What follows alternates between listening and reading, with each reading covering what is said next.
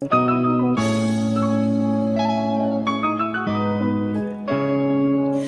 y'all, it's Hanifa Walida. And it's Red Summer.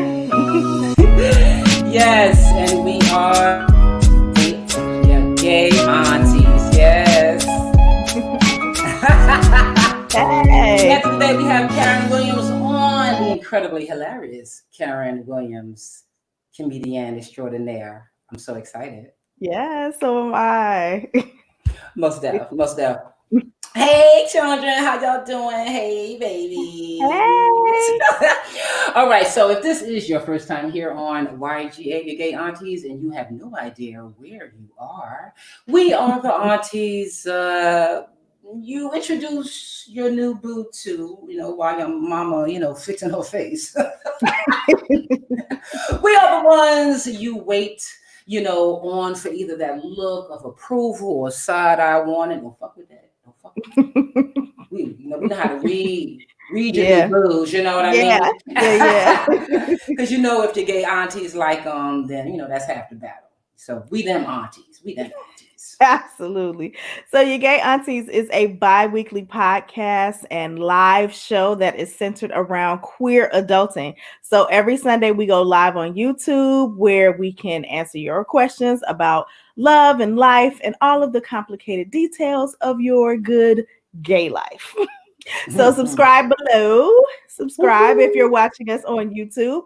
And if you miss us live here on Sundays at 1:00 p.m. Eastern Standard Time, we come to you one more again on Wednesdays for our audio podcast of the same name, Your Gay Aunties, which you can find wherever you listen to podcasts. And you can always email us at yourgayaunties@gmail.com, or you can DM us on Instagram. And, just around the internet, we are at Your Gay Aunties. You can shoot us a question, just be live with us here in the chat during the YGA post show. You can do so much with us right here at Your Gay Aunties. So now that you know where you are, welcome home, child. We are Your Gay Aunties, and we are here for the children. Yes. Mm-hmm. So It is so great to be here for episode 93. Moving on up.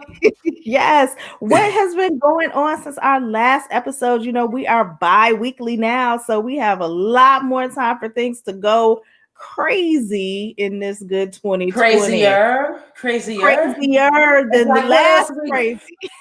What else we gonna put in the pot? What else we gonna put in the pot? First, let's do a shout out. Hey, Tiffany Marie, it be in the chat. What's up? What's up? That's my homegirl. Honestly, how I've been dealing with the constant additions to the stew pot that is the madness of America. I've been gardening.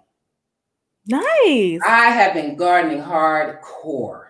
Okay, I'm talking about we have taken down trees, we have made them into mulch. I have repurposed that mulch. I got the whole the ancestors. I feel myself calling on the ancestors, help me get through this flower bed and turn this soil. And no, but all jokes aside, I really have been talking with the ancestors and working with the earth and really understanding. And the earth just reveals so much. And I'm doing simple stuff, I'm trying to make my mother's front yard pretty and it's just been a beautiful experience. So that's how I've been I'm using gardening to process all that's going on and just be in constant commune with my ancestors who I know were slaves. Not all of my ancestors were slaves. So, but no, but still, for real. That's been my thing. But I've not. I know. I've not been able to get grounded. I've not been able to get connected to the earth as much as I was earlier in the summer. Early in the summer, we were out in the woods. We were definitely communing. Right now, we in the streets. We are in the streets with you was in the actual streets. Yeah, definitely. So, this is gearing up for election time. And so they had the DNC and RNC conventions going on, and just being in different spaces, watching and or not watching those things take place. Yeah, it's been very, very interesting. This past weekend in particular, we had the shooting of Jacob Blake, who was um, walking to his car after breaking up a fight, um, and police decided that he was a suspect. He has been treated like a criminal ever since then. He was shot 7 times in his back and is now Close range. chained to his bed. They Although, removed the handcuffs. yeah, well, great, because Yeah. he's paralyzed. They don't really need to do all that, right? And he was never accused of anything, period. What are the handcuffs? Never. Is he under arrest? Right. So that's the thing. You can't resist arrest if you're not the accused, right? You know, when I was watching that video, the first thing because I'm big on body language. The first thing I picked up is the policeman's feeling of their inability to control. When I say control, not like he needed controlling, but like when I say come here, nigga, you come here, and that nigga wasn't coming here. And even that when he pulled on his shirt, like it was like a last ditch effort to control what this human being wants to do. And because you are a little weak, little dick, weak kneed motherfucker with a badge, and this nigga he ain't coming here, like you say, you take out your gun. That's always the result with us. You can't think of nothing else. You can't deal with this person not, adhering to your call. She's not showing he's violent. He's not showing anything that's threatening other than walking around the car, and he's not coming here when you say come here. Right. And then, conversely, you have at the protest in Wisconsin around this, you have a 17-year-old who is able to walk down the street with an automatic rifle and shoot and kill multiple people. And the police never fear for their own lives. No. Police are never upset with him to the point where they need to use excessive force. They are able to calmly talk with him. They shielded him. They gave him water. Like, all of these things were happening at the same time. And so we go to the streets during one of the events at the White House on Thursday night. You went to the march, right? Well, this is before the march started. Oh. So Trump had an event on the lawn at the White House, and they had 3 layers of gates. Ooh. 3. Normally you go to the White House, you walk up, you get to the gate. But there were 2 more layers added that you would have to get through in order to have access to the people who were there enjoying their congratulatory rally of how wonderful they are and how great they're doing on the lawn of the White House. Mm-hmm. And so we were out there to try to make that as difficult as possible. So we're out there playing go. We wobbling, we doing whatever we can. DC in the house, yeah, absolutely. Yeah. Try to interrupt the thing that's happening. And I missed this, so I will say this: I did not witness the first occasion. But just after we left, because we old, so we was out there for as long as we could be, and feet and back and neck started hurting, so you got to go back.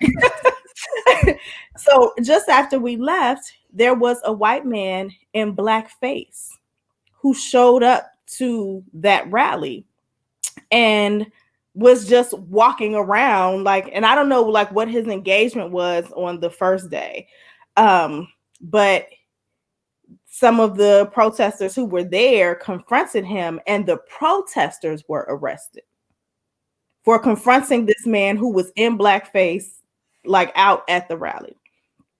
So I didn't see him that night, but Sure enough, he showed up at the March on Washington, was standing on the steps of the Lincoln Memorial. Now, today, emboldened because he was not like that, nobody could touch him the first night. So now instead of black face, he had black face, black chest. He had no shirt on. His legs were painted black, arms, all of this. He is out there, and the people, when he comes onto like literally in front of, and I know you all know like what the Lincoln Memorial looks like. So Lincoln sitting up in the chair and everything. He's on that platform up at the top. And so we see the people yelling literally what looks like they're yelling at the police, but because we couldn't see him, they had to, he is standing in front of the police. The police are almost like his bodyguards. Oh my like he's God. standing there in front of them, and they're all lined up behind him, and the people like chant him down off of the steps. Leave our event, leave our event. And they can't touch him, because if they touch him, the police are going to arrest them. So they just swarm around him and like bubble him down the steps and off the mall, all the way off. Wow. The police did nothing. There's so much there, but these are the stories that need to be heard. These are these moments of defiance. When I say defiance, I mean this white man, of trying to remind us that he is protected, that whiteness is protected, or whiteness is not seen as a threat. Or if whiteness is seen as a threat, it has to be, well, a threat to whom? Oh, black people? Oh, that's not a threat. He's just being, charged. But, and also how a lot of police see white vigilantes as an assist to policing. Yeah. You know what I mean? This world that Red witnessed, the world that we see on TV, all these little incidences, these are not one-offs. This is not just another, like Tiffany Griffin just said, yes, it is another example of white privilege, but now we're seeing white privilege on steroids. Yeah. Or moving towards really chucking down the white privilege pills. And this is, again, why you must vote. When the worst of us are emboldened to be even worse, to go willy-nilly. Yeah, and there's even conversation that the white boy who shot the people in the protest is being held in a juvenile center. You have a multiple murder case. He was thanked by the police for being out there. Like, he was able to get in his car and drive back to Illinois. You have a multiple murder case. You cannot possibly justify him not being tried as an adult. His mother also being a part of this. Like, there are so many layers to this because the open carry age is 18. He's only 17. Yeah, and so and just a few days earlier, he was in front of, he was at a Trump rally. Yeah. Yeah. And so there are so many parts of this where you have to confront that they're in accordance with the police. Yes. Like they're backed by the police. Yes. Those who show up and say that they're defending the property, they are the police. They become like Zimmerman was. Like, he got to be the police in that neighborhood without question. And have the same protections. They've raised $97,000 or whatever dollars for this man. He got to be tried as a man. Oh, he's gonna be tried as a man. But I'm saying our children, our boys become men if they do something, right? Yeah. But they still get to be, this. I was watching this cherub-faced, baby-faced boy. He has aspirations to be a police officer. Well, that should tell you. What he did there shows exactly what he thinks he will be able to do as a police officer. What he aspires to do as a police officer. And the sense of ownership that these white boys, these white men have over, because he said that he was going down there to protect the community. Get that. This cowboy mentality is old. Manifest destiny is old. This idea of we protecting the shit we stole is old. You know what I mean? And this is what we're fighting against. This the kernel, the seed of this country. This whatever I see is mine. And I define who has access to whatever I see. The world is mine. The world is mine. Mine as in white and privileged and male. And so I saw this meme that says something like it's justifiable to murder in order to protect property, or to prevent the destruction of property, but it's not justifiable to destroy property in the response to murder. Like, you want it. We don't understand, why are they breaking the glass? Why are they? And these thugs, these horrible people are breaking stuff. Well, see, but these really good people are protecting the property with AR machine guns. Like, you don't bring a gun to protect property. You bring a gun to shoot people. Yeah. Period. That's it. Yeah, because you can protect property with a buckshot. And I say that only because anyone who's a gun owner, and I'm not a gun owner, I just learned it from a gun owner, it's like you shoot a buckshot first, and there's another kind of shot you can shoot, and you can harm someone, like they really ain't listening, but you won't kill them. That's how you protect your fucking property. Not with a weapon of war. You know, if they take a jar of mayonnaise, oh well. Yeah. That's what insurance is for. That is not the point. People don't flip cars for no reason. People don't lose their own sense of dignity and start looting for no reason. This stuff means nothing. Life means something. And life is not just when you're born or if you're born. Life is not just, life is accessibility to life. Life is accessibility to your dreams. And that's all that we've been asking for since you dragged our ass onto your shores. I say. Anyway, let's move on. Well, before we move on, I do want to say rest in peace to Chadwick Boseman. Yes, rest in peace to Chadwick Boseman. That took me by surprise. I didn't know he was ill. But he left so much, and even the symbolism in his death, that one of the greatest things he left us was the role of Black Panther in his young acting life, and what Black Panther really means to a lot of us, or meant to a lot of us. So thank you for leaving that with us. And blessings to his family and his peoples, to lose someone so young and talented, Yeah. All right. Okay.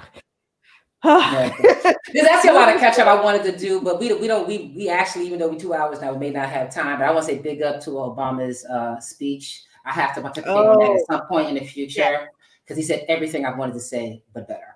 Anyway. Nice. But let's go on, all right, to this part of the show that we love, because we love to highlight the people who follow us. And this is called Follow Me. And this episode's Follow Me is DJ 313 at DJ 313. She is a new YGA follower, and she is a DJ out of Detroit. She married. She's not playing games. I'm married. And actually, her and her wife just started a podcast. Her wife's tag is sincerely_Shabe, CHAEB. Sorry. Anyway, the podcast is called Bakers. It's about queer marriage and how they started their family. But this clip is all about DJ 313, and I picked it because she ain't just playing records, she's scratching, she's having the records talk to each other, and you don't really hear a lot of turntablism out there, really it's kind of on the fringe, and you definitely don't see it much with fam. So with no further ado, this is Follow Me, and this is DJ 313. Follow me, follow me, follow me, yeah. 313, what up, though?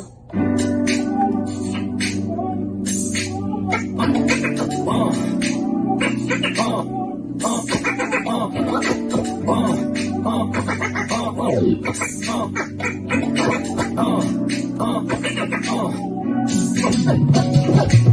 up, y'all? What up, y'all? What up, y'all? Y'all ain't know. Y'all ain't know. Y'all ain't know. I go by the name of 813, what up, down? I go by the name of 813, what up, down? I go by the name of 813, what up, down? Lupe Fiasco. Lupe Fiasco. Lupe Fiasco.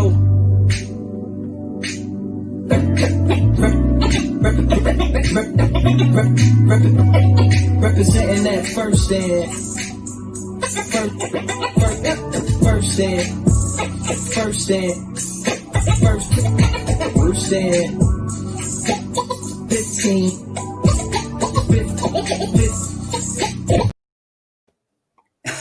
Yes. And she had all kinds. That's all over her IG. You know, her just, you know, in her own little studio, just doing things. And like, I love how she blends music together. Like, this is just a little bit. It's more turntablism. So Okay. I am hip hop. Anyway, but yeah. But I'm representing that Midwest hip hop. You know what I'm saying? With Detroit, Lupe. right? Detroit is in the house. So that's a big up. DJ 313 going to her page account and check her out, check all that she is doing, and go to parties and all that good stuff. So if you want your beautiful spirit or talent to be featured here on the show, then just follow us at Your Gay Aunties on IG, Instagram. Do your thing and your feed, and you know your aunties may be checking in on you, to be a part of the show. All right. So it's time. It is that time to grab up in there, to get up in there, them bag of gems. You know what I mean? You know, I've been rattling my bag. I got some goody ones. I know you got some goody ones too. So let's do it. Yes. Let's do it.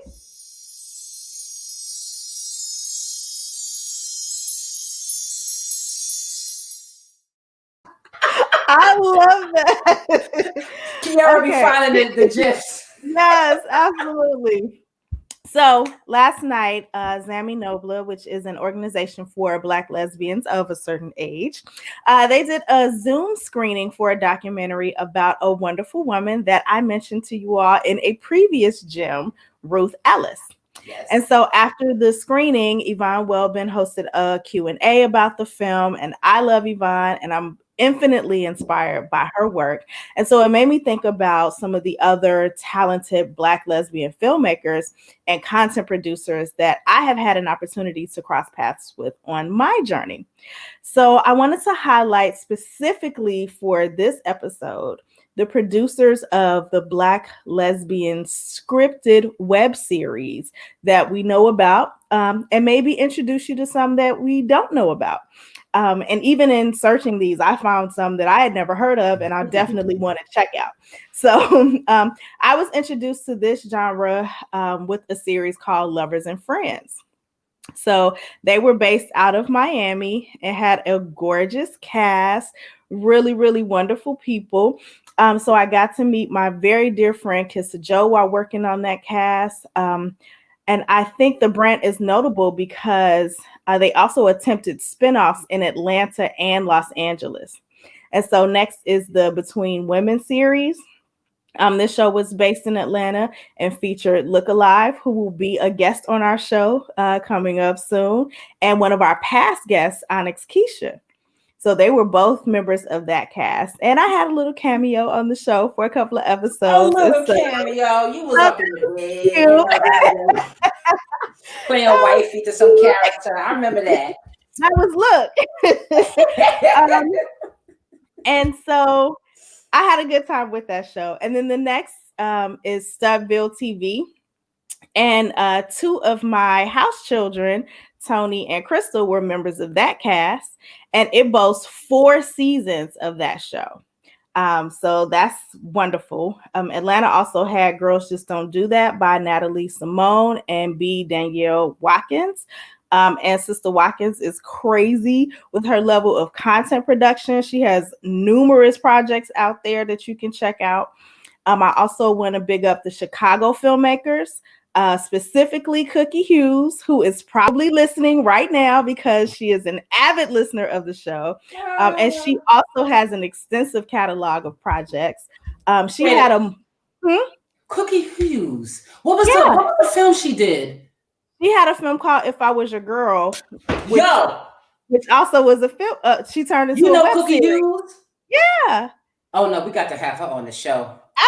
Absolutely. Because that particular film, there's things in that film that as a director that she was able to relate, to articulate, that I was like, yo, nobody know about her? Yeah. Yo, okay, I digress, but I'm a fan, and Cookie, if you listen, I am a fan. Is listening. She says she has listened to every episode. And so we love you, Cookie. Thank you so much for your work and your contribution. Also, Milan V. Parker out of Chicago had The Lies We Tell and the Secrets We Keep. And then I also want to shout out my homie Blue, who had Sky's the Limit. And there was another show in DC called District Heat. Those were really, really big in this area. And then you had Dyke Central and 3030. Yes, Oakland. Coming from the West Coast. So each section, like each area of the country had their own shows. This was a huge movement in filmmaking, and not even just Black queer filmmaking, like really making the genre of the web series. We got into that. Black lesbians definitely got into that. So I want to shout it all out. Yeah. Also, so the ones that I found that I want to check out are Boys, so BOIS, Entangled with You, NYG TV, Come Take a Walk with Me, The Les Factor, and Gayborhood Dallas. Right? So we even have Dallas. I don't hear that. Okay, great. Okay. That's what I'm saying. So there were so many that were popping up, and like even up till today, when I was looking for images for the shows, I was finding even more shows. So I know that with this genre, there were a lot of challenges, right? A lot of our projects were shot in guerrilla style filmmaking.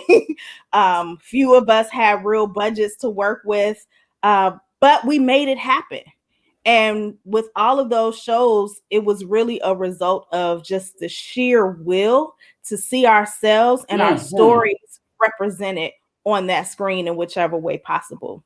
So go ahead.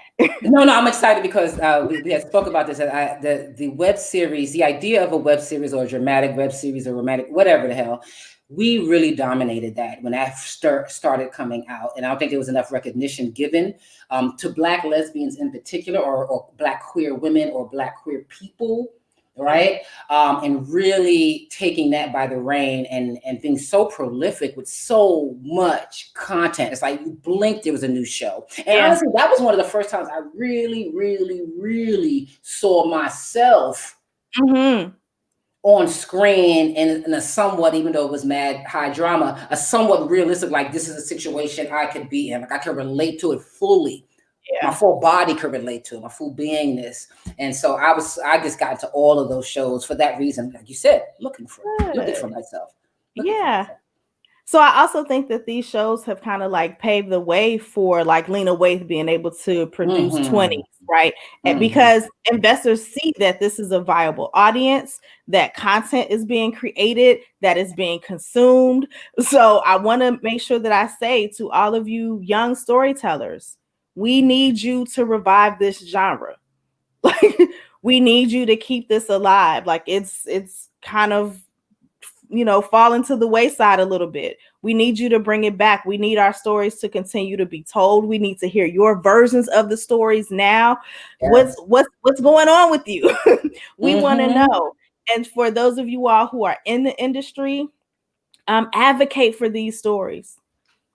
Try to push these projects as much as possible. Watch them while you're on break, while you're around other people, around decision makers. Talk about them in your break room. Make sure that people know that they exist, because streaming numbers do exist.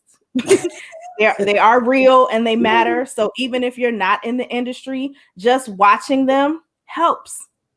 Mm-hmm. No, That's no. my gem. Exactly, and just on top of that, as our stories are important, just reading a book on directing or just reading a book on lighting, Mm-hmm. so that we can bring, because you can do a lot with a little, Yeah. or you could do a lot with a lot of knowledge and little money. Mm. Okay, all right, all right. That's just, I'm sorry, I'm always going to critique, but I want us to always do better. Even though we're always the first one, still we gotta do better. All right, let me move into my jam. My jam, because we have our really big jam. Miss Carol Williams coming in later on. All right, Mm-hmm. so I'm excited. I wanted to share this sister's music. Her name is Stephanie Gale. If you do not know who Stephanie Gale is, you need to get you some Stephanie Gale. Okay.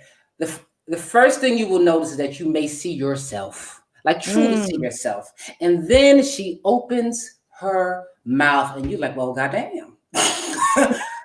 And Okay. this is one of the first songstress, singer-songwriters that not only do I love her voice and her songwriting, but I fully see myself. Like I've been that wounded butch on the bed. Mm. All Okay. right. So, with no further ado, this, if you do not know, it is my pleasure to introduce the music of Stephanie Gale.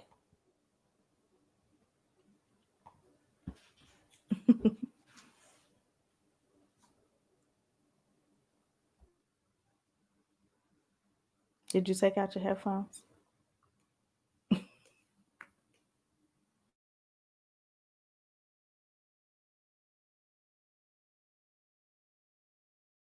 The time to know who I am. So many layers to uncover. Are you ready to go that deep? Mm-hmm. See, the ones that truly know me understand the very core of me. I'm a good woman with a good heart, most fail to see. I invite you to take a minute, not use your eyes, but use your heart to see. Don't be afraid, it's okay. It's okay to feel vulnerable. It's okay to be scared, to be hurt, to be broken. It's part of the deal when you have a soul. It's time to let it go. It's time to face another day. You may never find the answers to the questions inside you, but perhaps it's better to know you'll be okay. Yeah. Truly hurt me more than you ever know. Never knew pain so real could pierce this deep. To a point where I couldn't move, leaning on to any other feeling. Yeah. Now I hope this burden on me. Oh, friends don't even recognize me. I stare into the mirror and view an empty shell of who I used to be. Pain is in everything I say you do. I wonder if the love I felt will return to me. Hey, hey, hey. But for now I'll be okay. It's okay to feel vulnerable. It's okay to be scared, to be hurt, to be broken. It's part of the deal when you have a soul. It's time to let it go. It's time to face another day. Hey, finding answers to the questions inside you, but perhaps it's better to know. Be okay. Yeah, yeah. Know that I'm stronger than they say I am. Even in the feet, I can take a stand. To recognize that all can also meet the game. That the sun can still shine even in the rain. I may be down now, but I'm far from out. Even in the face of despair or even doubt, I just really needed time to figure it out. See the image of the woman that I am now. Oh, oh, oh, oh, oh, it's okay to be it's okay to be scared, to be hurt, to be broken. It's part of the deal we'll never do. Just let it go. Gotta face another thing. You may never forget to see the questions inside you. Perhaps it's better to know. Oh, you'll be okay. Yeah, yeah, yeah. Oh, you'll be okay.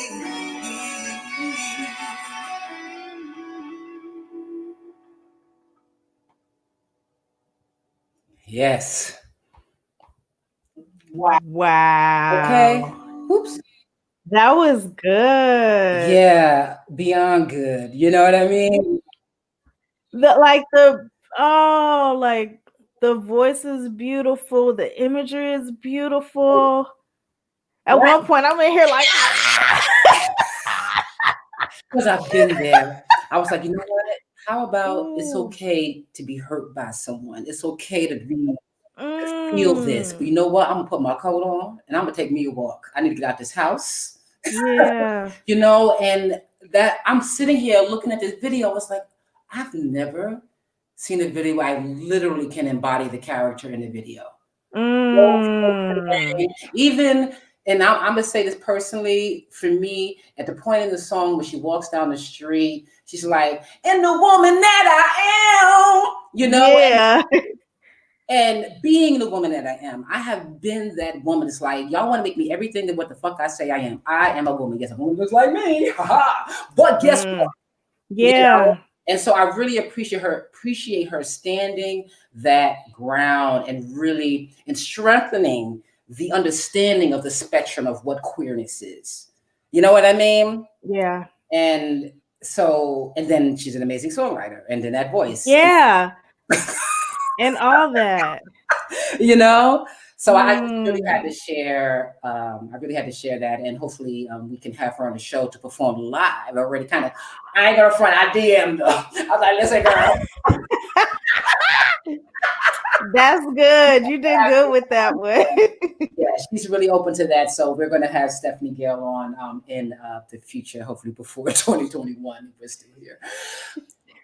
But okay, let's go on the break real quick so we can go into the one and only Karen Williams.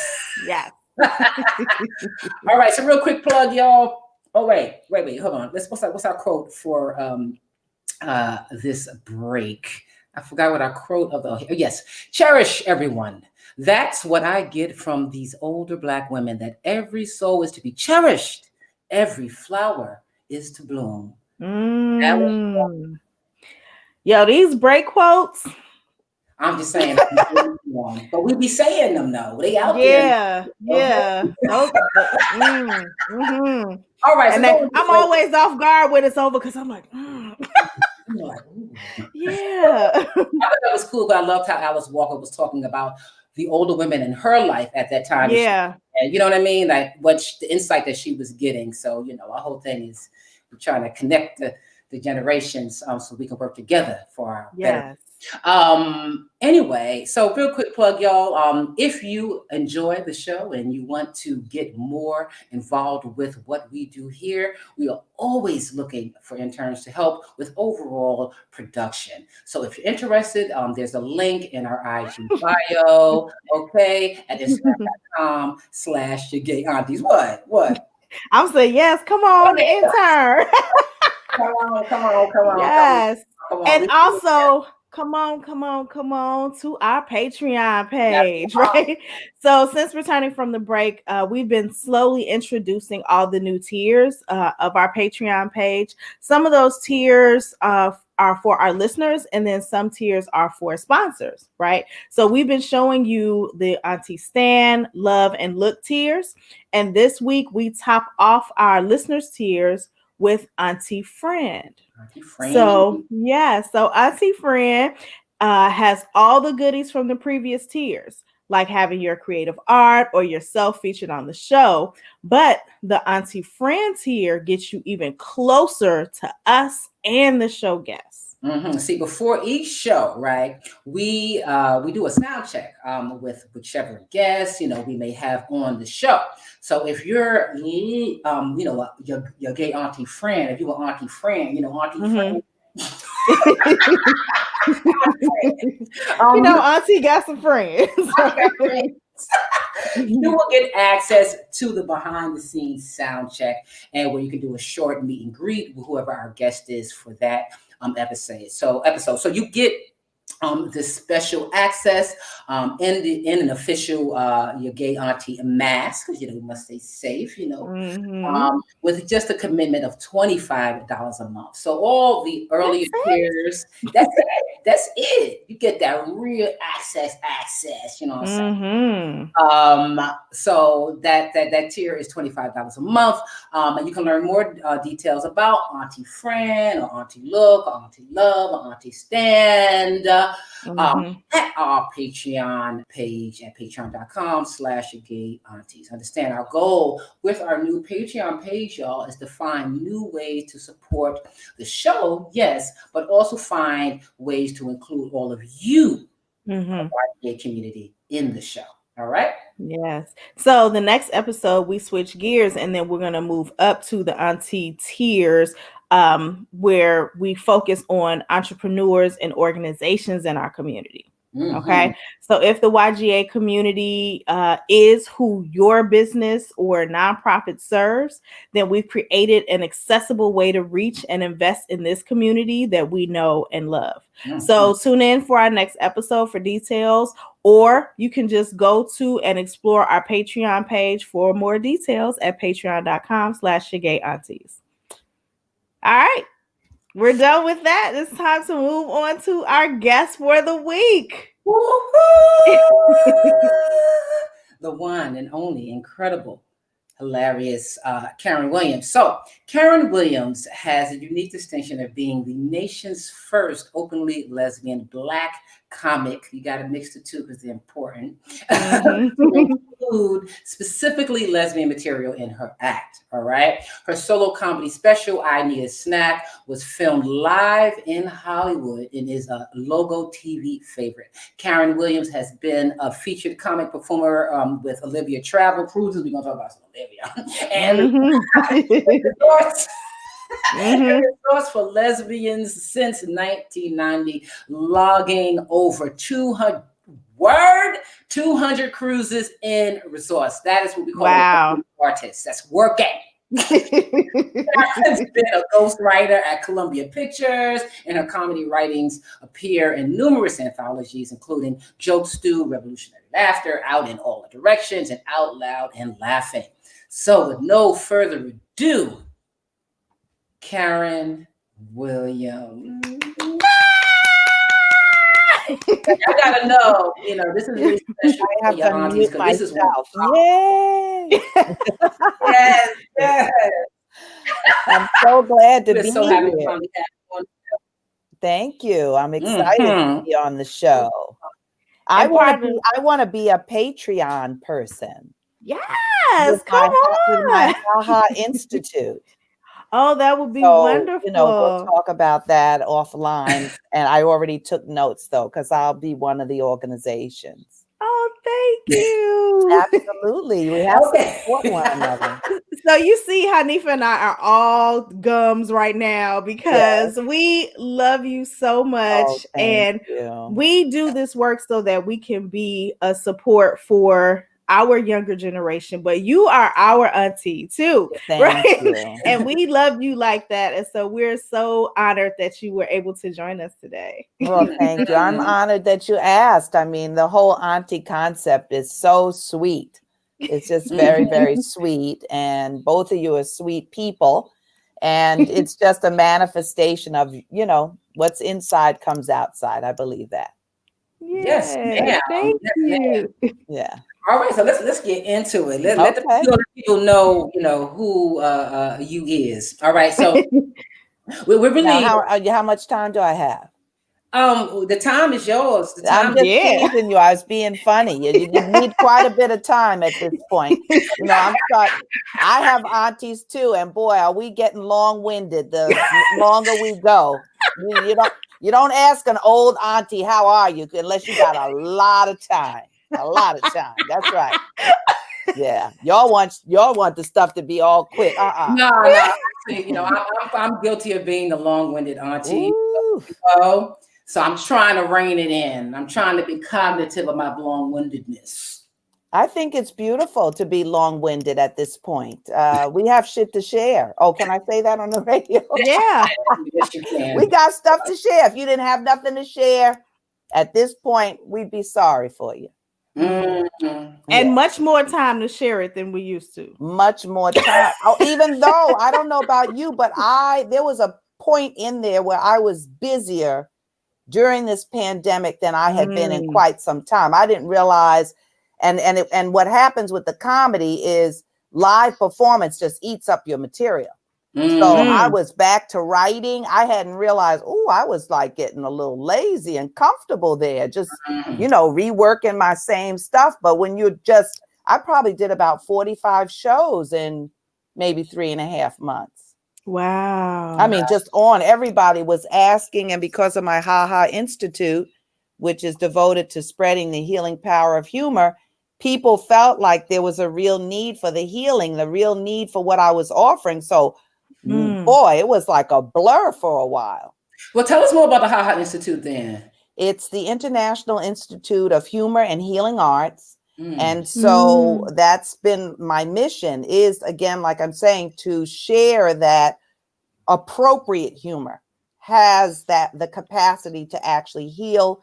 There are people who call humor the language of the oppressed, because if you think about people of different ethnic and racial backgrounds have very strong traditions of humor.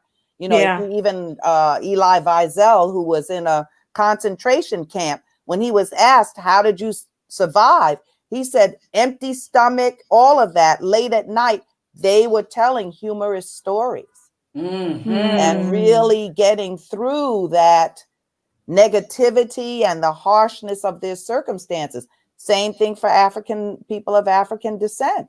I mean, it wasn't that we were so happy. It wasn't that at all. It was that we were bringing out our resilience and our optimism through using humor to say that we will have a better day.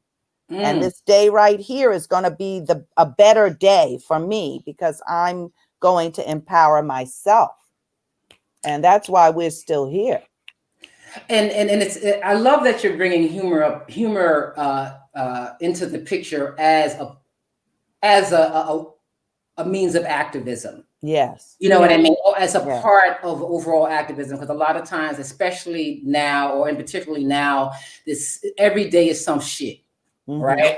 Right. And every day is some shit. And sometimes, like we were saying earlier, like I process it by gardening. I got to put it somewhere. I got to need something to help me process it out, or it just stays in my body and it hurts me, And I think that I love that you're saying that how as Black peoples or oppressed peoples have used humor to get through. It is a weapon. Well, I remember when the Beatles first came to the United States and they brought the Maharishi with them. And he would just sit there and giggle. And so he's on national TV. And people didn't really understand it. They just find some, crazy person up there on a mountain and bring him back here. But the giggling, he was throwing off the energy. Here's somebody that people are coming to talking about natural disasters and human calamity and destruction and all of this stuff. And they're talking to him specifically as a, enlightened person. He's throwing that energy off. Ooh. Wow. So when I do workshops and I say to people, you're having a tough day at work, or you're in this kind of almost confrontative situation with a person, you're not going to giggle in their face, but you can, that would be disrespectful, but you can internalize a giggle, or you can step away and let yourself laugh. So I understand the power of that. I consider myself a comic activist because I was in San Francisco at the height of the AIDS pandemic. And people like Marga Gomez, that's who was really promoting me. We had a real sisterhood of Linda Mokes is a person who first told me about the healing power of humor. We just reconnected last year and went to the National Women's Music Festival together. I had not seen her in 35 years. Wow. And was able to thank her for giving me that gem of the healing power of humor. So 1988, I'm invited to a conference, an AIDS conference in Las Vegas, and the producer says, can you do a workshop? Well, I say yes, and that's my improv background. Of course I can do it. And I did the most rudimentary workshop, and a gay man was there who had just lost his partner 3 days before. And he said to me, he thought he would never laugh again. Wow. And he laughed in the workshop. So I knew I was on to something. So I started the Institute then, had a teacher. My healing arts name is Sati Jaya. I studied with Ma Jaya Sati Bhagavati at her ashram. I started on this quest, and then I went back to school in my 40s, wrote a personally designed major in humor and healing at Cleveland State University, got my master's degree in adult learning and development because I was doing curriculum already, and just have continued to advance with my HaHa Institute. So now I'm at Miami University on a fully paid scholarship, working on my doctorate. When I graduate, I'll be 72. Yes! And I am planning to go to Hawaii and open up my institute and bring people over there. We are coming. That is my goal. I want to leave the United States, but I have too many children, grandchildren, all of that here. But I'm going by the beach, by the ocean. Yeah. And we'll go out there and we're going to laugh with Yemaya. Yes. And we're going to dance on the beach and laugh all of this stuff away. So when we come back, we're able to continue to fight, because it's a continuous fight. Just to live, just to survive. So, this, I can't say enough how much I appreciate you really saying the importance of laughter, because sometimes it's so much to laugh doesn't, like you say, it doesn't seem appropriate, or people can't find where they're going to put it. That's like, put it in any place. When you're in your lowest, that's when you want to laugh. That's right. It's something beautiful when I've felt extreme pain from a loss or whatever, and a laugh would come out of left field, and intellectually, how dare I laugh? No. My body, it was craving it. Yeah. Spirit, so I had to laugh, and that little bit of a laugh, even though my brain is like, you shouldn't be laughing, you're just as it was so healing. It came up, I was able to cry and laugh at the same time, and it is such a necessary tool. I just wish we would embrace it more. Sometimes women have trouble with embracing the full range of our emotions. Most of us were raised with our philosophy was stoicism. So that's how we survived. Yeah. My family was poor, so my dad had us laughing at dinner, and then I realized, there wasn't any dinner. Okay. So we, but we got full. He read us Keats. He read us Yeats. My dad was a philosopher, and we laughed. And then it wasn't until I went to bed. Did we have dinner? Oh, I guess I had a different kind of dinner. You know, I ate philosophy. I ate, love. I ate unity. I ate harmony. I ate understanding, and that's where we get really hung up now is that we forget, what I just read so much. I read something by Angela Davis the other day. She maintains that we are in the grips of racial capitalism. She's constantly talking about what capitalism does to our soul. Yeah. This quest for everything outside of yourself leaves you empty. Yeah. And so then, well, of course, we're filling it with food and drugs and alcohol and sex and bad habits and gambling and, doing geographics, running here, running there, because we're not taught to go inside, that you have everything you need to be happy inside of you. It sounds simple to say it, but I've been in the grips. I've had all kinds of addictions. And that's why I know now that I'm at this place where I'm loving myself. Oh, I have such compassion for the fact that I spent so much time chasing out there. Yeah. It's transient. If it was that important, we'd be buried in these fabulous houses, buried in that Lexus. That's important. Yeah. You realize we leave all that stuff here and then people fight over it. Yeah. Right. Yeah. It's still trending on on this thing that, yes, we live in the material world and it's so blinding now. And the other thing is with the social media, if we're not careful, for instance, it can be said, okay, we're going to find a COVID-19 vaccine, and we're going to experiment on Black and brown people. First of all, it's against the law to do that. Yes. Yeah. There are federal laws in place so that Tuskegee experiments never happen again. So that polio vaccines are not administered to children in orphanages. Yeah. There's been so much cruelty in our herstory, that there are now laws in place. You can't, just because somebody says on social media, this is what's going to happen, doesn't make it so. Yeah. I mean, we can go all day. I mean, I'm proud to say that I have not been on Facebook for a good minute for many of these reasons. But my biggest chant is like, can y'all please stop reposting this bullshit that y'all don't check out? Because the clickbait, you know what I mean? Ain't none of this, or rather, I love my favorite of the memes. The memes that have no citation. The memes that somebody's thought it out their ass and like, oh, this is true because it's a meme. Oh, my son is a brilliant guy. He teaches at Second City in Chicago. Now he's in Los Angeles. And he was talking to me and he said, we just go in. He said, Ma, when you grew up, what was important? And he says, knowledge was power. That's what we were taught. And I used to say applied knowledge was power. He said, do you realize knowledge is king? He said, do you realize that no longer applies? Because everybody has access to quote unquote knowledge. If you're not a good parent, you can Google how to become a good parent and tens of thousands of sites open up for you that you can go to become a good parent. So what is missing? Execution. Yeah. Action.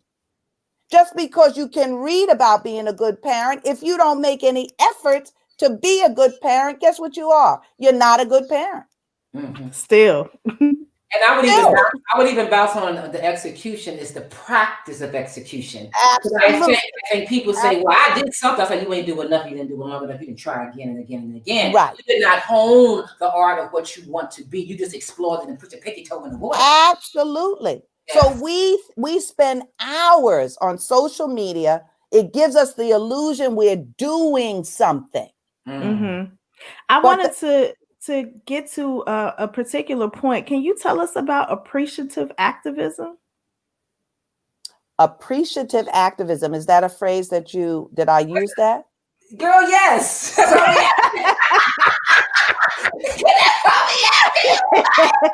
Because we're talking about doing something, right? You know, I'm so brilliant. I say shit and then don't remember what I said. You wrote it in the form.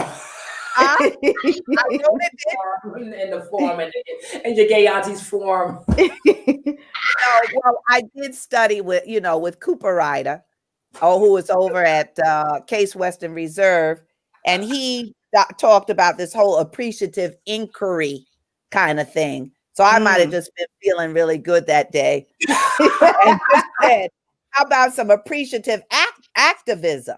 Yeah. You know, and that caught us. We were like, "Oh, I want to know about that." You know, there's a way that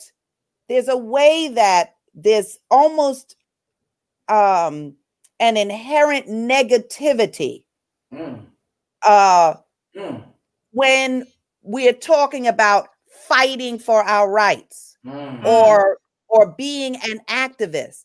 What I maintain, it's a gift to be this wide awake and want to use your time, your energy, your resources to help other people. It's a gift. Yeah. What would I do at this stage of my life? I've had 49 cars.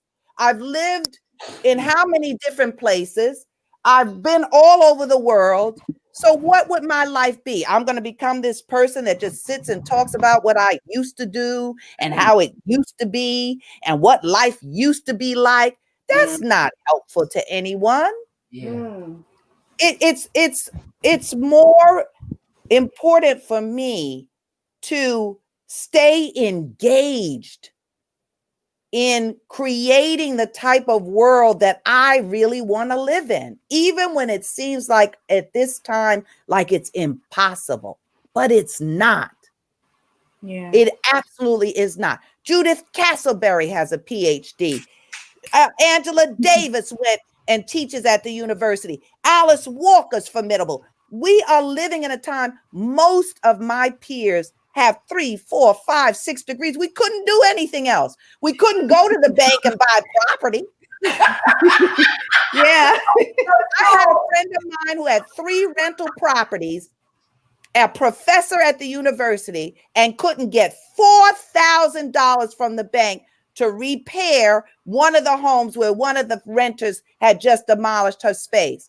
But my next door neighbor, who works at a security company and his wife works at the Dollar General, got $40,000 to fix their home. How does that happen? Wow. So what does she do instead? She comes, she talks to me, she mentors younger people, makes sure they have access to education, and everybody in our realm has degrees. At least we can give you some formidable advice. Yeah. I guess we try to do now the degree of life. If you don't have a degree on paper, you got the degree of life. Yes. Yeah. We have to sit and say, not that is the only avenue. I don't believe that at all. Because I'm now in school with young people, 24, 25, got the bachelor's, got the master's, now doing a PhD. And the young lady said to me, I have no life experience. Okay. Then one of them went out, said she worked for 2 years and came running back to school. They're not prepared to do anything. Oh, let's go get a job. And then people don't realize that college was never intended for you to get a good job. You don't need to go to college to get a good job. You might need to go to college to learn how to think differently. So critical thinking, instead of making all your decisions emotionally. Yeah. You might really need to think differently. But you don't even have to go to school for that. Even if it's a placeholder. I'm telling you why I'm going, because I am Deepak Chopra. I just don't have the access Deepak Chopra has. But if I go into Deepak Chopra's realm as a doctor, doors fly open. Okay. Yeah. That's why I'm going. Yes, I ma'am. need the access. Yes. My institute, I called it an institute for a reason. Mm. It will exist long after I'm gone. Nice. Long after I'm gone. I've taken my time to do this thing. And when it's set up brick and mortar, it will be there. You know, something I don't want to get into now. We may not have enough time, but you hinted to something that I think is a auntie lesson. If you kids, I'm sorry, if y'all children didn't get it, when you're going to school, a lot of times we go to school, or the age one goes to school, on the backs of our parents' ideas and dreams, or on the backs of the things we were told we're going to become. We haven't quite learned the skills, with the exception of a few young people, of course, but we haven't quite learned the skills of what do I want? What exactly does that look like? So when I get into this institution and give them all my goddamn money, that I'm going to come out of this, that it's just a piece in the puzzle that I need to get to where I need to go. And I think a lot of times people go to college to figure out what that is out. You know, yeah. I say, yeah, exactly. It's a placeholder, but what a gift it would be if there was some sort of mentorship as you're moving in that stage of life. You know what I mean? To really understand, what am I here for? Well, interestingly enough, I'm studying social gerontology. And I am the only define. I'm the oldest person in the program. I'm older than the professors. Okay. So if you tell me that you're 60 and you've been at the university for 35 years, that means that from the tender age of 25, you've just been at the university. I haven't just been at the university. Yeah. You see what I'm saying? So I know what I add there. And I'm also the only brown face in the entire program. Why is that? Wow, you're probably formidable up in that place. And I got a tuition waiver and I'm getting a stipend. So I'm not paying. That's why I'm going. Yeah. What we have to do as people and people of color and young people is know our intrinsic value. Yeah. Just because we've been studied doesn't mean people know us. That's good. We have been studied. Everything about us has been studied. But that doesn't mean they know us. That's a wonderful We've been studied as the other. And as long as we're the other, we're not human. So suddenly I'm there in a class and I'm human. And like the person that Stephanie Gale, I don't have any problem being vulnerable. Nice. Because you don't have any idea what my life has been like. No idea. I am sitting there they said, name a fun fact about you that you'd like to share. This was my fun fact. During my entire life, there have been 5 generations alive. Wow. I am now a great grandmother, and my mother and father are alive. Wow. That is such a gift to have that many generations alive. No, that's like you're wealthy. Like the knowledge. You have like basically a century of knowledge. So am I worried about Alexis? No, I drive a Nissan Rogue.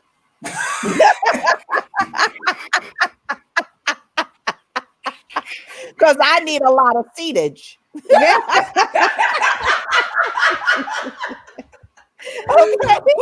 Okay, all right. You know, this is we're going to say this is the start of you having us laugh. So what we're going to do right now, we're going to move into the Gay Aunties post show. And when we come back, we're going to have the incredible Karen Williams here. She's going to do a little bit for you. I'll give you a little bit of that ha medicinals. You know what I mean? Absolutely. All right, let's do it.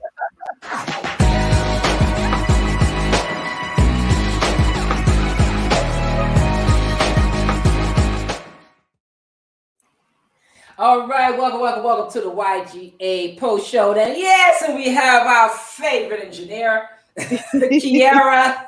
Hey, Kiara, how you doing, girl? How you doing? Good. I've been back here getting my life. Yes. my life listening to Auntie Karen literally come at my neck because she has been speaking facts the entire interview. So I've just been over here doing claps, hitting, doing these, hitting a couple of yes and everything. And Kiara just graduated with your master's, right? Yes. Yeah. Go, girl, go. Yeah. Now, don't be disappointed when you take it and go to the bank. I'm already there. They still may not give you that loan. You ball your fists up, you stamp out, and you go get you a doctorate. Don't be a little bit though. I know. I'm just teasing you. It took me all these years, but but ain't nothing but time. Nothing but time. Yes. Absolutely. All right, so we're gonna give you a little time, Ms. Karen. Okay. To make the peoples laugh. So all right. We've introduced you so many times, but now it's just about you. Ladies and gentlemen, children, we want to introduce our auntie and yours, comedian extraordinaire, the incredibly hilarious Karen Williams. Oh, thank you so much. Thank you so much. I'm just excited to be here, literally be here. I mean, I don't have to be here, but I'm here and I'm enjoying that I get to still be with all of you. I have time now to just think, in between eating, this COVID-19 has everybody. I've been on a snack fest. Yes. I've now become super exploratory around snacking. No ordinary Ritz crackers for me. That's too passe and old school. I've now discovered incredible snacks, like gourmet snacks, like the cheesecake, that's in the little package and it has 4 different types of cheesecake. Like there's the brownie cheesecake, the plain New York cheesecake, the cherry cheesecake, and the caramel cheesecake. And so, I'll have it there and it looks like I mean to share it, but absolutely not. It's not for sharing. And some people will get an attitude. Well, there's 4 slices. Okay. Yes. I have 4 hours. That's twice an hour. Okay. So, and there's, I'm up and I'm doing shows and doing all this kind of stuff. But anyway, I digress.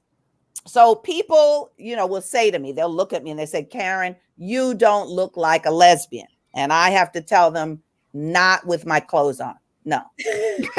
And so it's because it's tough being a lesbian. It's tough being a lesbian. The men get to be gay. Now, doesn't that sound like they're having fun? Doesn't that sound cheerful? Gay, and that sounds like fun. So how come we can't be merry? How come it couldn't be the gays and the merries? Oh, then it wouldn't have been so troublesome to come out. If you went to your parents, I don't care how backwards or how much church they went to. If you went to your parents and said, I want to be married, they would be praising the Lord. They would be like, that's what we wanted for you. We wanted you to be happy and gay and married. That's wonderful. Instead, we have to get all our courage up. We have to get our guts up. We say, Mom, Dad, I'm a lesbian. And they look at you like, what do I need to take you to the doctor? Is that a foot fungus? What is that? It's just too much. They just can't even bring themselves to. My dad would get an attitude. Why do you have to call yourself a lesbian? I don't know. It wasn't my first choice. I couldn't just come out and say a pussy eater, Dad. Now could I? So we have lesbian. And that's the word that we're kind of stuck with. Of course, many people call themselves queer. I prefer to call myself employed. But anyway, everyone wants to know. Everybody wants to know, what do we do? And I have to admit, I'm as confused as anyone else. The first time I heard who's a top, who's a bottom, I said, what are they talking about? Pajamas? I can't figure this stuff out. It's just too much. And then we worry too much about the top and the bottom. And I've got to tell you, at this age and stage of my life, nobody's getting on top of me. Not as much as I'm eating. Come on. Get off of me. We have to just do some side to side shit. No.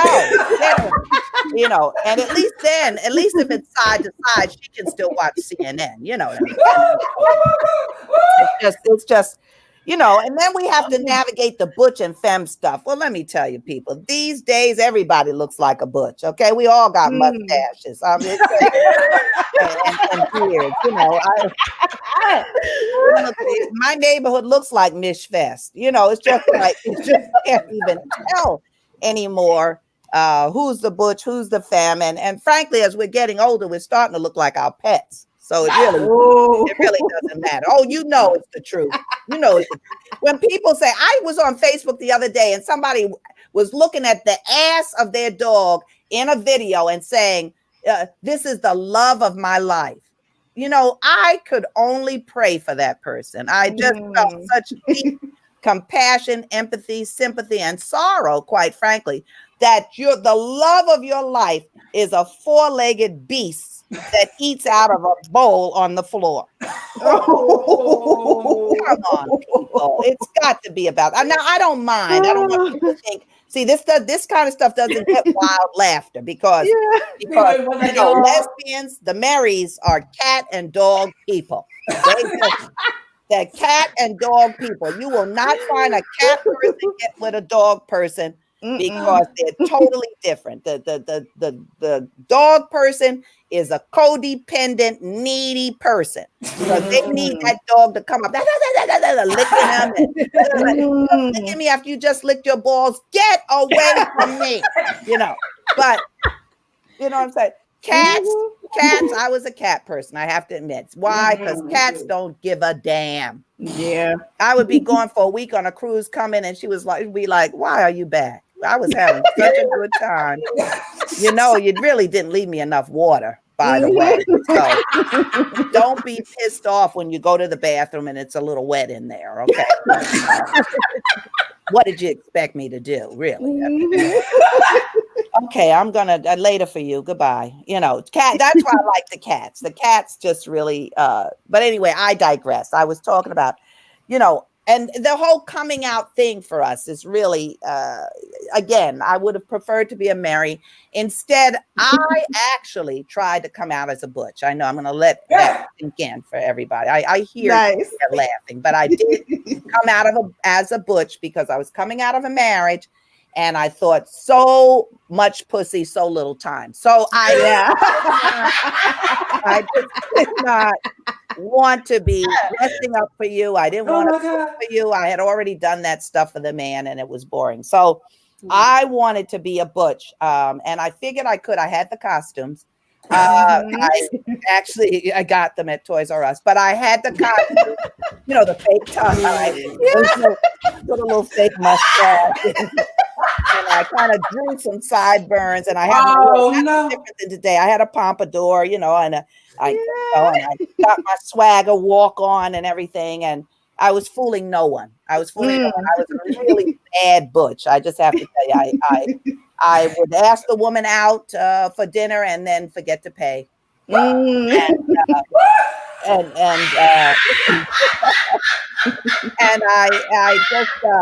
I never opened the car door. I'd be inside, you know, motioning for her to get in. You know. I had like no swagger. I had no swagger. And I was never on the bottom, so I wasn't a good butch. But anyway. Oh my God. Now, since we bonded, you know, and people always want to know, what's the thing people always want to know about lesbians?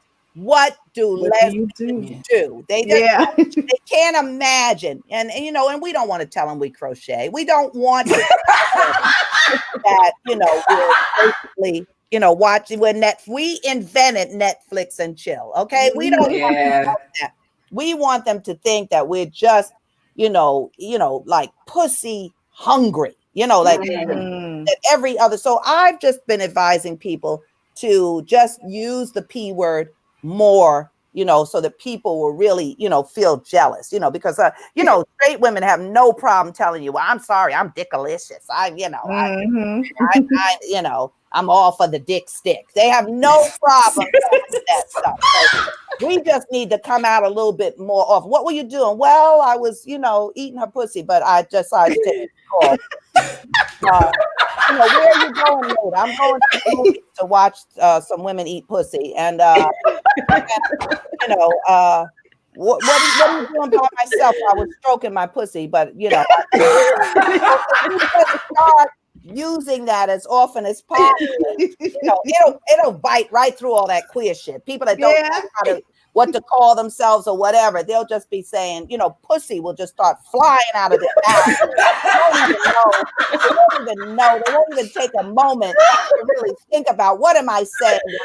And then they'll get mad. Tara, why are you always talking about pussy? Well, because I can't eat yours right now. I'm busy.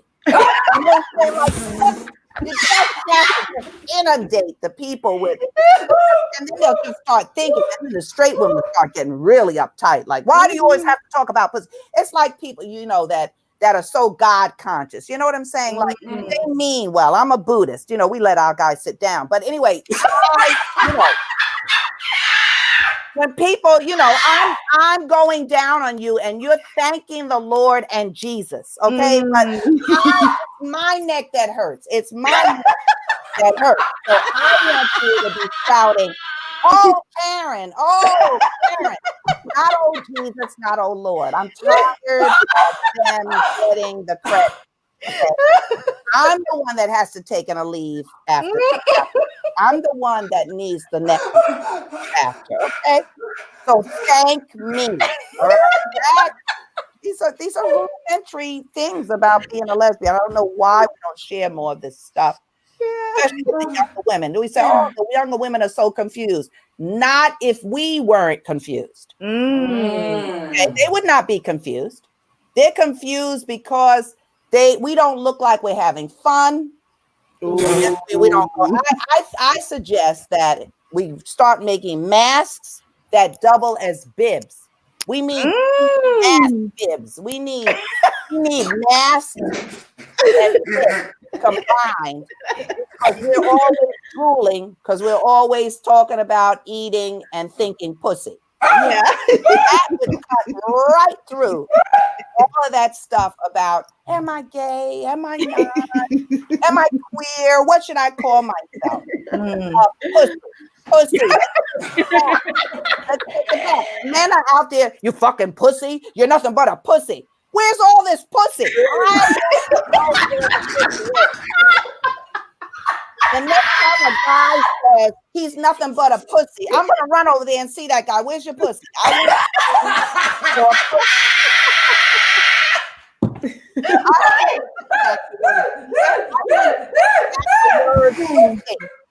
It's a very useful word. Yes. I don't know why we let these guys. Oh, he's nothing but a pussy. What? He has a pussy? I love to see a guy with a pussy. Yes. I mean, I'm not particular. If that would make me queer, so be it. You know what I mean? If that's what would make that happen. So I'm re-embracing, the word, as you can tell, pussy. All of you really enjoyed that. Yes. But otherwise, we look too antiseptic. Our movement has just gotten dry as toast. Dry as toast. We're always talking about issues. All the lesbians are all upset about the president. I don't even know who's president because I'm drowning in pussy. I don't get who is the Thank you. And thank you, Karen Williams. Is Obama still in? Is Obama still in?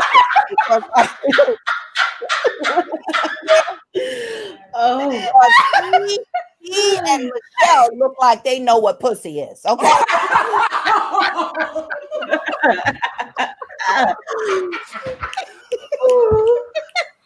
We love you, Auntie. We love you, Aunt Karen. Again, that was the one and only Karen Williams. I had notes here. I didn't read any of my notes. I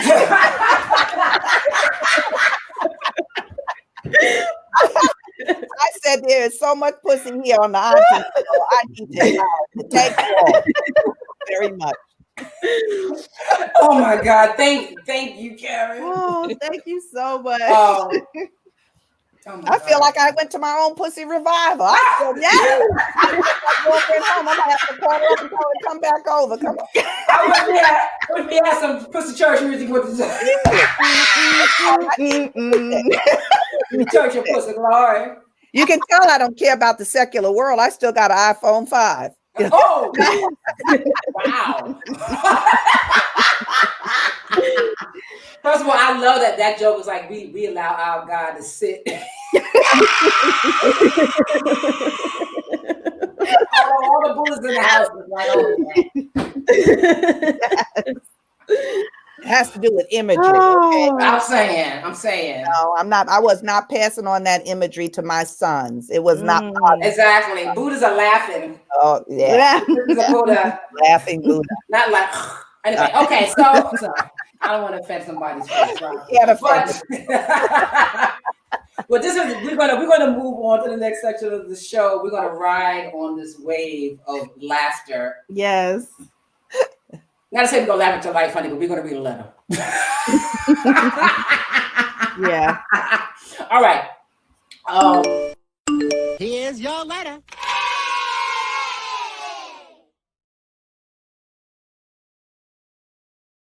Remember Bobo? Oh yeah. I let my friend go to just be my friend. We're close. Okay, she's giving us an update that she let her, the girl. If y'all recall, Bobo like girls. Bobo.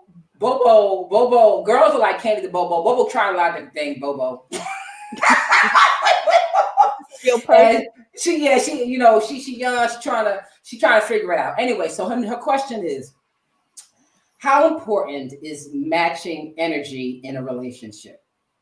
I'm at the beginning of dating a new person. She's smart, she's beautiful, she's into her own things, but I feel like I'm a Looney Tunes character of energy compared to her Bob Ross mellow vibes. Right now, I'm feeling it. Who doesn't like Bob Ross in his Happy Trees? But I've been here before. Maybe this is a boon or not a pitfall. I don't know what a boon is, but maybe this is a boon and not a pitfall. A boon is like an advantage. Okay. I assume that. I never heard it referred to as a boon. All right. So maybe this is an advantage or maybe a pitfall, right? So has COVID made me into a new person? What's your take on this? Where's the COVID coming from, Bobo? Anyway, basically she's dating this new chick and she's mad hyper and energy, but her new chick is mad cool vibes and it seems to be throwing her off a little bit. So maybe we can help. Well, I hope you listened to the previous segment. It's more important that your pussies match than your energy. I think you're focused on the wrong thing. You have to tweak it until the pussies match. You're too focused on energy. Too focused.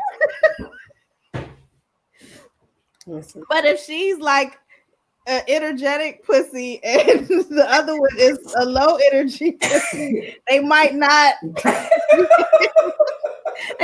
be able to match with each other. No, they have to take their time. Even the most high energy hyper person calms the fuck down when the pussy's being eaten correctly. And if not, you may have another problem, Bobo. And I use correctly lightly because it really doesn't matter. What I perceive here, Bobo, is that you're being too external. You need to be internal and ask for what you want. If she's that calm, you can take your time. And sometimes, Bobo, sometimes when they say opposites attract, that's all good and well, but when you find yourself in a relationship and you're like, well, why isn't she as energetic as me? Or you feel like you can't get in a rhythm, maybe, and Karen is kind of hinting to this, maybe you need to take a deep breath, that maybe her energy is life showing you an energy you should maybe explore a little bit to add into your energy pool. So maybe you need a little bit of Bob Ross. in your life. Or maybe you don't, and that's okay too. That's I okay mean, too. sometimes you can have romper room in your bedroom, and you're all just playing and romping around, and there's no energy. I don't really like the lower energy kind of people that much because I'm pretty high energy. But what I've learned to do is just have a lot of pussy around me.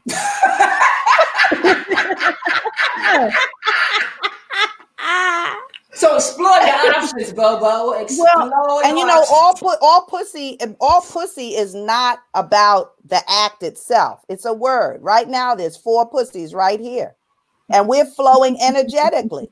Yeah. No one's being dominant. No one's, getting more attention than the other. We're learning. That's the energy. That's what people don't understand. Our pussy is our core. And the energy flows when the energy flows from there, it's different energy.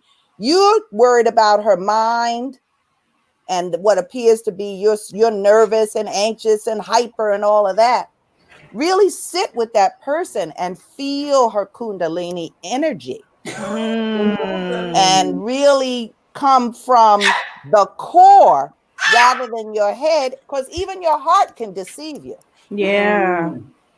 But you can't fake your core energy. And Sue, Bobo might be coming from some frantic energy from this last situation anyway. Not really sure if the interest was being reciprocated. So now you have new boo is reciprocating your energy, and so you like, all right, let's go, let's do it all, like everything I was trying to do last time that I couldn't get done, right?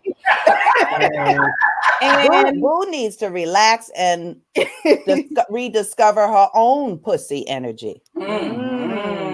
Whenever I'm going through periods where I'm in between, a relationship, or I've gone through something that made me doubt myself, or I'm not into that real self-loving mode, that's a time when I masturbate and really get into how am I loving myself? How am I feeling about myself? Instead of going out there and getting some new energy that then now I got to figure out their energy.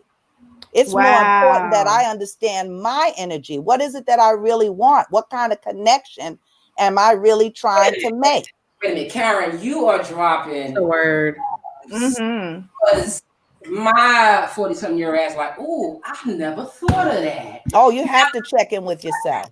Yeah, but check in with yourself in this particular way. Because we've said on the show before, okay, you've broken up with someone. This is a time for you to reassess, how that breakup, your part in it, and you don't want to put that same shit to the next relationship. And we talk about different ways of doing that, but hallelujah for you saying that sometimes you need to masturbate your way to reconnect with yourself. What are the, let me experience this joy or empower oneself in giving oneself joy, even though someone broke your heart or did whatever else to you, and you feel, that to really use self-love, which we talked about on the show, to process loss. Yes. Or even to process truth, to process change. We're all uncomfortable right now with the changes that we have. We're isolated. Yeah. And so it brings you in touch with yourself in a different way. But why not pleasure yourself and then be able to approach your life from a satisfied space rather than always from a space of lack? Yes. We move from lack so much, and so that means now I'm looking at you for what you can give me rather than me being satisfied and being able to take you in, and maybe even in that, what did I say, appreciative way. That appreciative activism. Give you some love. How about that for a notion? Self-compassion. Always being concerned about how I'm doing and what I'm not getting. And when I'm satisfied, then I'm aware, I can look at you and see, oh wow, that sister needs her head rubbed. That sister needs her shoulders. Wow, look at her. Her shoulders are up at her ears. Let me help her relax. Yeah. Rub Yeah. her back, smooth her hips. She's walking kind of funny. But if I'm coming to you just with what I want, I don't see none of you. I don't see you. Mm-hmm. Wow. Boo boo is in boo boo. That's part of it. But if you're gonna be in boo boo, then be in boo boo. You know what I'm saying? What is it? Boo boo bobo? What is Whoa, whoa.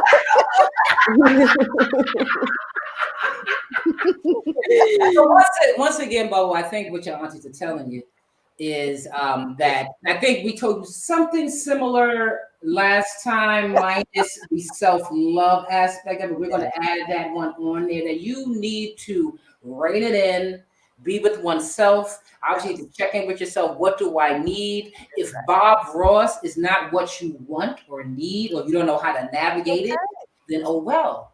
Yeah. Then oh well, it's okay to draw a tree and keep it moving. We spend a lot of time trying to make people be who we want them to be. And boy, oh boy, I did it for so many years and it's exhausting. You know, it means that you are not in full acceptance of yourself. And I think that the possibility for love really is diminished by, you know, the constancy of us looking outside of ourselves. And what is it that I really want from you? Again, we have a chance, you know, what does she want from this person? What does she want? What does she want for herself? For herself, you know, right. because you really can't assess what someone else can give you unless you are clear on what you can give yourself. Otherwise, you're gonna be looking for someone else to fill in all those holes. Oh, it's too much. Even the holes you don't know that's in them, you know? And you end up chasing, you end up coming back with the same issues. You don't really grow. What I loved about your song choice with Stephanie Gale is it made me think of Rochelle Donegan, who teaches yoga in Oakland, and she's been on Olivia trips, and she does yoga just for butches. And the butches just, I mean, there's barely room in there. Wow. And so many butch women are not in touch with their bodies. And so the yoga, she has them doing yoga. They're laughing, they're crying, they're in touch with their bodies. And so I love the line where Stephanie was saying about it's okay to be vulnerable.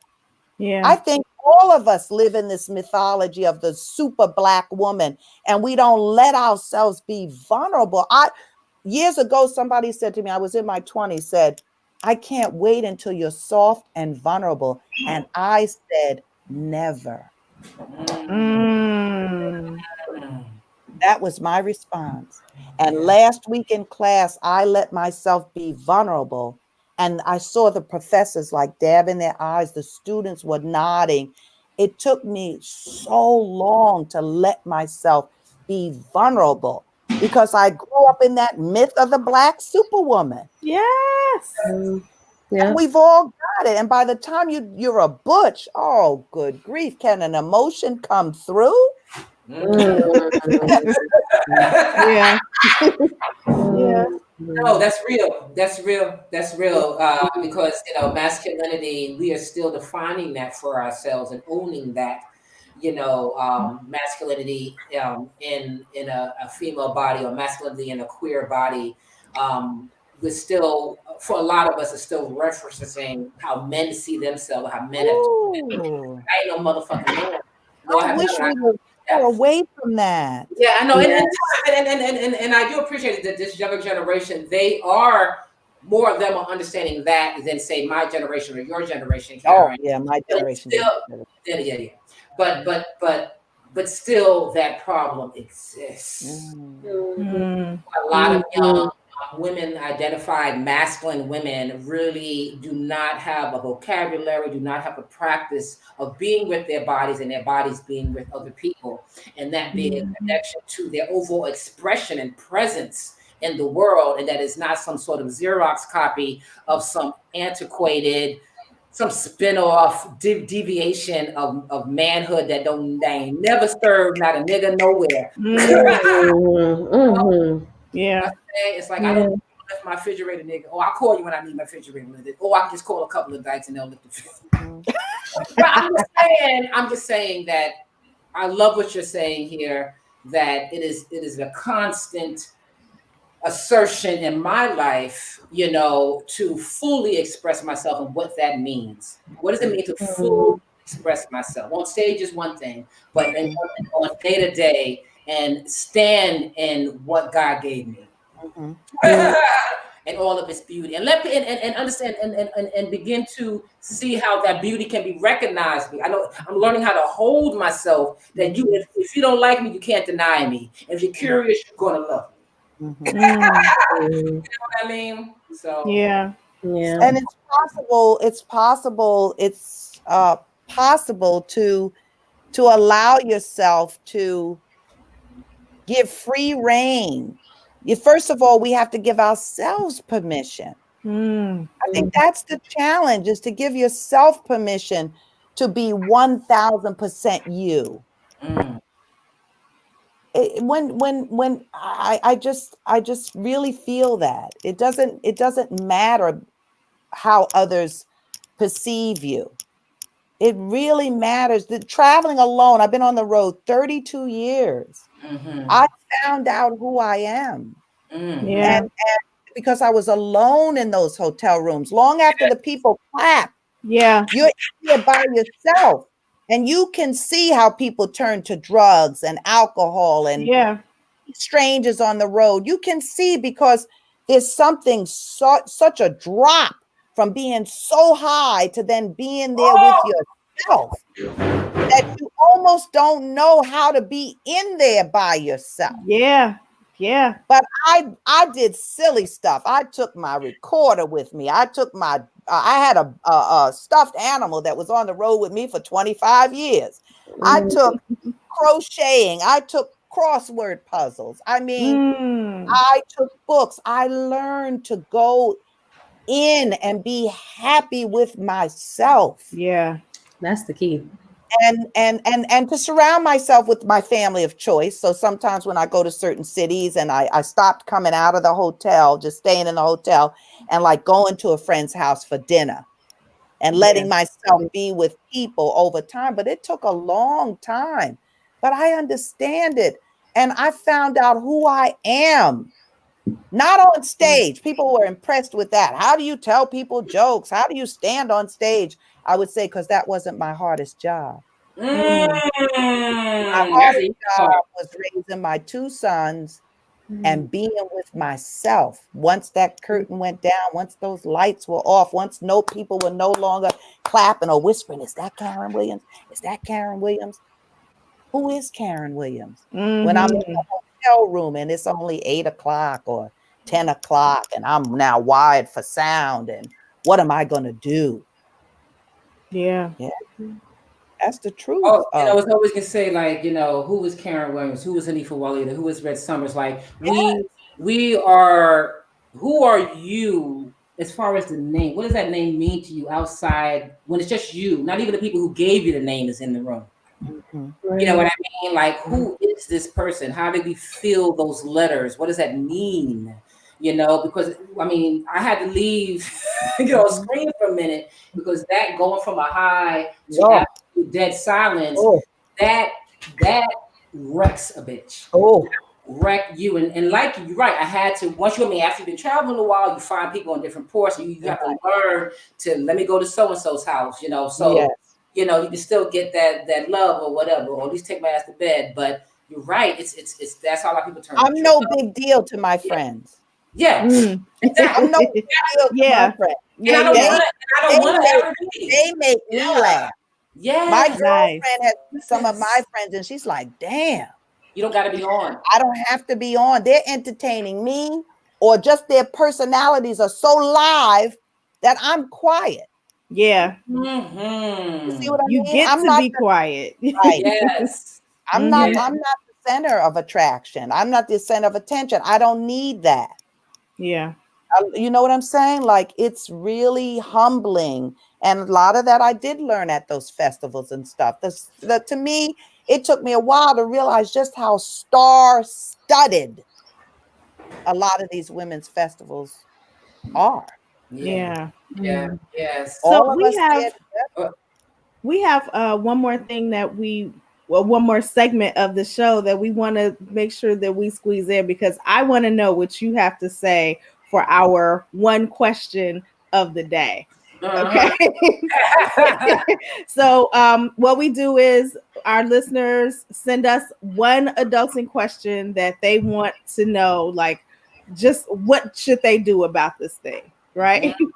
And so our question comes from Rose Gold Glasses So underscore. 1 second. So Bobo's okay. Bobo's good. Oh, Thank you. Bobo. Thank you, Bobo, for your letter. Mama today, Bobo. We love letters, and thank you all for helping Bobo with that situation. If you guys want to send us a letter anytime, you know where we're at. We're at yourgayaunties@gmail.com. You can DM us at yourgayaunties on Instagram. Love it. Yes. So Rose Gold Glasses says, my potential lifetime partner is coping poorly with a recent tragedy that is turning her behavior into a deal breaker. Should I leave or stay? Now, she DM'd us this question, and I just asked for a little bit more clarity as far as the behavior. So she's saying her partner has been, drinking and drugging and just being, a little self-destructive. But as a result of this tragedy. As a result of this tragedy. But she also says that this I think is important to understand. She's like, this is how she describes this. She's like, think of a couple that's been together for years already, like 3 to 5, and they are making life decisions, house, baby, marriage, that kind of thing. And then a sudden tragic event just throws one partner out of whack. So she's asking whether she should stay or leave. That is not the question she should be asking. Exactly. Exactly. I think that the question you should be asking is, how do you define lifetime partner for you? Yes. What you're willing to give and what you're willing to take. And if that answer is, I am not good with people with addiction, then say that to yourself and say that, well, regardless of whatever conversations you had, this in your lifetime now, this is what your partner's going through. And if you can't handle it, you need to allow her the space to someone else to handle it. Because there's nothing worse than going through shit and your partner cannot support you. The other part is with humility, there but for the grace of. Go I. I don't know how I would respond. I am recovering. I'm a recovering person. If I got a call right now that something happened to one of my children or my grandchildren, I don't know how I would respond. That's just my truth. I would like to think that I would honor myself enough to be able to make good decisions. But I had a situation where, a very close person in my life discovered something had happened to her child, and she slept. And I just don't have, I understand sometimes when we're staking our lives on someone else, that it can be disappointing to see how someone responds, but I don't know that we can judge that. I just don't know that we can. And I would do my very best, me personally, to stay as strong, be as supportive, to model behavior, and give the person space and time to grieve. We are not a society that allows people to grieve. Your mother dies tomorrow, you get 2 days off from work. Oh, We're not good with grief at all. We think grief is like Nike, just do it. It's not. It's not. Yeah. It's not. My brother's been gone 20 years, and I cleaned through a drawer recently and saw postcards he had sent me with his scrawled chicken scratch handwriting, and I sat on the floor and wept. He's been gone 20 years. I don't have those expectations about myself, and hopefully I will not have them about you. Now you can set boundaries maybe, and some boundaries around, please don't drink here, or please don't use here, or, please be mindful of money, or, you can set soft boundaries, I would call them. And maybe the person needs to be somewhere else even. Do it with love, like deep, deep, unconditional love. I might have to just say, and it's something that's been bothering me. I didn't quite read it, but there's just a line here where she refers to her partner, oh, she's going through tough times, i.e. death in the family or something. It's just a little this side of dismissive. And that's why I'm questioning your ability to be this idea of a life partner. Because if a life partner is, that means you have to go through life or the loss thereof together. And if you haven't gone to the point where you don't know what that looks like, or you don't have the bravery or the courage in your life right now to dive into that with your partner and truly grow, because it could be a gift. You two going through this together, you supporting. She knows, okay, my girl got my back when this kind of shit happens to me. How can I have her back in return? Like this is a we say this all the time. It's like everything that just shit at you or shot at you or thrown at you in life, that is a gift in the making. If you say, okay, this don't feel good, but I am empowered to get on the other side of this. You know, and having a partner is wonderful if you actually have one. And I'm sorry, honey, but you got to ask yourself if you actually are the right partner for your partner at this time in her life. And maybe you need to do some growing. Not saying you got to break up or nothing, but knowing this ain't about you just waiting on sideways for her to get done. About her at all. Yeah, exactly. Who are you beyond this? When she's healed, whatever her loss is, who are you going to be? Because shit's still going to happen. Because what? Life happens. It's life. It's life. It's life. Yeah. Everything's a Dr. Phil show. Everything is cleanly worked out. People fall over. Now you're finding out about your partner. She has maybe a weakness that when life throws her uppercut, she may lean towards this. How can you support her now? So if this happens again, that's not a choice that she has. My partner stuck with me through a very different kind of a slip. I got outside help. I saw a therapist.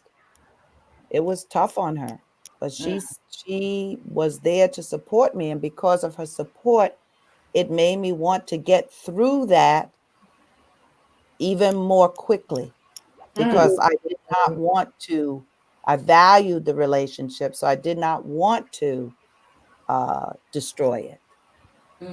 Yes. But if you're with someone that you know has, as many people do, addiction issues, sometimes it's just a matter of a catalyst. And so that person is suffering, but they can't take care of what they're going through, and you too.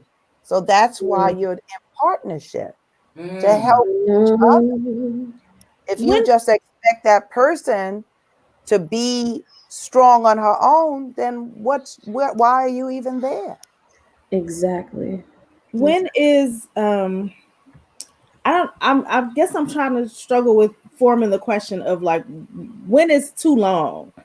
Like when is it that you recognize that your partner is not finishing the grieving process? They are staying in it. They're staying in it and sitting in it, and they're not moving to any place where they or you can be healthy in that environment. I think that's subjective. I mean, I think, and again, it has nothing to do with the partner. She needs to figure out, like you're suggesting, what is her line that she, and I think it's about how is she being treated. Okay, how much can I take or avert or kind of, put back into her face in context, or it can be, or I'm tired, or I'm alone in this. Like, do you have support outside of just you two? You know what I mean? Like, that is like a day-to-day thing you may have to ask yourself. It's a practice in supporting partners. I've been with partners that had to deep really grievely, and I was young, so I didn't understand this level of grief. I didn't understand it. And so sometimes when I didn't know what to do, I just stayed in the cut and just allowed them to wail through the house. and deal with that. What I was uncomfortable with, not her. Yeah. I was uncomfortable with that level of grief. But Red Summer, you have a legitimate concern, and I want to just say that's why you get outside help. Yes. There are groups. There's Al-Anon. Al-Anon is beautiful for teaching anybody who's the partner, the friend, the family member of people that deal with addiction. Mm-hmm. You go and you learn how to stay focused on your life. Yeah. And allow that person the space to come to their own realization. It is totally lacking in faith to believe that we have the power to determine how somebody else should breathe, grieve, live, or be. We don't have that power. Yeah. We only have the power. And with deep kindness, when you are with people, you don't withdraw the help. Maybe you draw the care. Maybe you make the special meal. And as a Buddhist, this is what we say. Sometimes the Buddha just sits with people. Yes. Yes. So I just love that. being there is enough sometimes, because you're sitting by the person says, I know I can't help you. Mm-hmm. And I am here with you. Mm-hmm. And sometimes that's all we need to know. Yes. Yes. Then you can take away my potential lifetime partner. Shit, the man in the grocery store, your potential lifetime partner. But that's my thing is Potential lifetime partner. But what really matters is who's sitting there with you. Mm-hmm. That's your partner at that time. What were you saying, Kiara? But for me, it's this whole question is just, to me, showing that maybe this is not the person that you need to be with, because you wouldn't be asking this question at all. Like, I feel like I'm only 25, but I've definitely been in a relationship before where I see all of that grieving going on. And like, I just want to be real transparent real quick. I had a relationship before where I was with someone who was still dealing with trauma from like childhood trauma, like molestation, stuff like that, and not being able to work through it. And we would be good until alcohol came into play, and then it would get real crazy. The thing with that is me being so young, I was not ready to deal with that stuff. That wasn't somebody I wanted to be with forever. But now that I'm, getting older, if I came across something like that again, and I'm with someone who I know I think this is the person I want to be with for a long time, then yeah, you're going to sit with that and you're going to say, hey, I'm here to support. I'm here to, be in your corner, and you're going to be a little bit more patient. But if you're asking a question like this, where you're using words like potential and you're asking, should I leave or should I stay? Then maybe you don't need to be in this relationship, and you need to start looking at, what's important to you. Like you guys already kind of talked about it, but just start looking at, how you want to live your life and what is important to you right now. And maybe being in a long-term relationship is not it. And I think a lot of people, we think that at a certain, point in our lives, okay, I need to start settling down and looking for this person. Maybe it's not time for you to settle down yet. Maybe you still have some growing to do. And being in a relationship is not the thing that you need to be focused on right now. You just need to be. It sounds like they're guilty. They feel like if I left while you're in crisis, then that shines on me. But it's done all the time. And sometimes it's what needs to be done, because maybe that person needs more space than you're willing to give them. Exactly. It sounds like she's asking permission to leave the relationship. Absolutely. Yeah. And if that is what you're doing, then you need to make that decision, and you need to make that move as lovingly as possible. And maybe you can be there for your partner in some sort of friend capacity, something you can manage. That's right. And or she just may be hurt by you leaving her, and you just gotta cut it loose and let her take care of her life and her loss. And that may also be what she needs. You may have to step away and just give her that time and be like, okay. And that may be a wake-up call, like, oh, I just lost this person. Yeah. Because we can wallow if someone lets us wallow. That's right. We can wallow. I know a couple that went through this, and the woman even complained to me. She just won't get over it. You know, I lost my sister. You know, I didn't want to compare the sister to the mother. So I listened to both sides. They actually split up. Today they're married and living in a new house they bought. Yeah.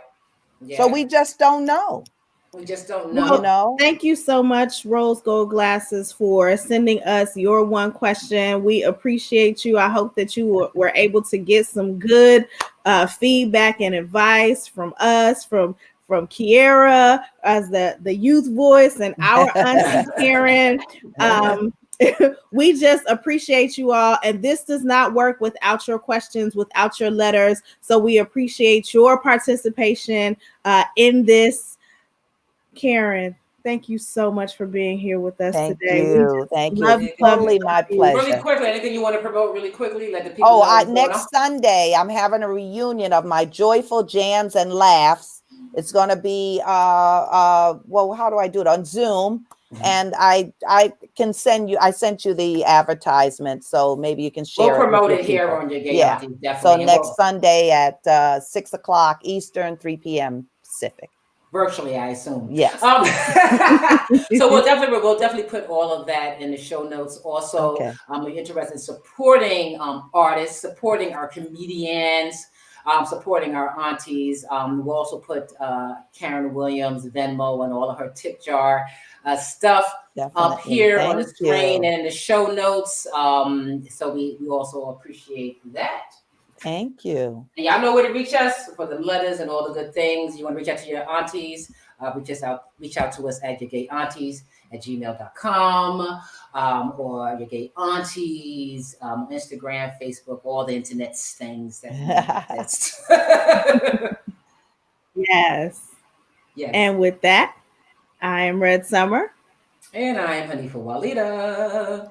I'm Kiera Sheree. I'm Karen Williams. And we are your gay aunties. All right, baby. We'll see you in a couple weeks. Bye.